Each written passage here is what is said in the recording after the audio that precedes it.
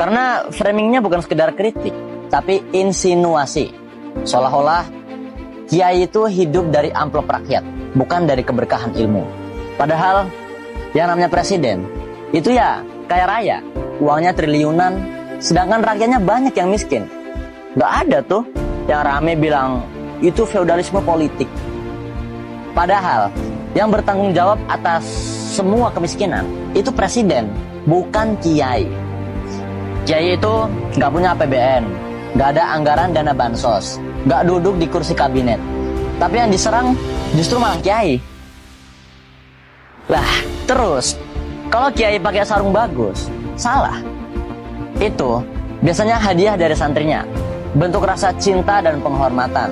Ya masa ngasih sarung ke gurunya yang ngajarin Quran cuma 25.000? Pasti ingin yang terbaik buat orang yang dianggap membawa mereka ke jalan ilmu. Dan kalau kiai pakai hadiah itu bukan gaya hidup mewah, tapi cara menghargai pemberian. Begitu pula dengan mobil, amplop, dan segala macam hadiah. Karena kadang yang diberi bukan sekedar barang, tapi doa dari hati yang tulus.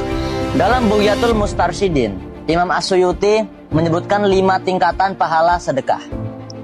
Dzakara As-Suyutiyu fi khumasihi anna thawaba shadaqati khamsatu anwa'in wahidatun bi'asyaratin wa hiya ala sahihil jismi wa wahidatun bitis'ina wa hiya 'alal a'ma wal mubtala wa wahidatun bitis'imiatin wa hiya 'ala dzi qarabatin muhtajin wa wahidatun bimi'ati alfin wa hiya 'alal abwaini wa wahidatun bitis'imiati alfin wa hiya 'ala alimin aw faqihin. Imam Suyuti menjelaskan, pahala sedekah paling tinggi sampai 900.000 kali lipat adalah sedekah kepada alim atau faqih, yaitu orang berilmu dan mengamalkan ilmunya.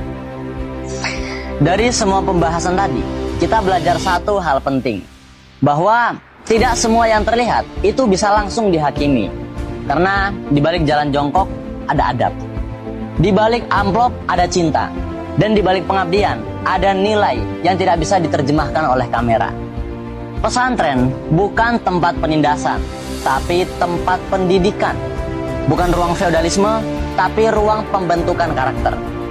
Karena di pesantren, santri belajar bukan hanya mengaji, tapi juga mengabdi. Santri belajar bukan hanya menalar, tapi juga menghargai. Dan kalau jurnalisme modern tidak sanggup menangkap kedalaman itu, maka tugas kita sebagai santri, alumni, dan pecinta ilmu adalah meluruskan. Bukan dengan amarah, tapi dengan nalar. Bukan dengan makian, tapi dengan fakta. Pondok pesantren bukan musuh peradaban, justru pilar utama penjaga akhlak dan keutuhan bangsa. Jangan jadikan pesantren sasaran framing dan fitnah. Kami cinta kedamaian, tapi kami juga akan tegas jika kehormatan ulama kami dilecehkan. Terima kasih sudah menonton dan menalar bersama kami. Sampai jumpa di episode selanjutnya di Nalar Santri Amsilati.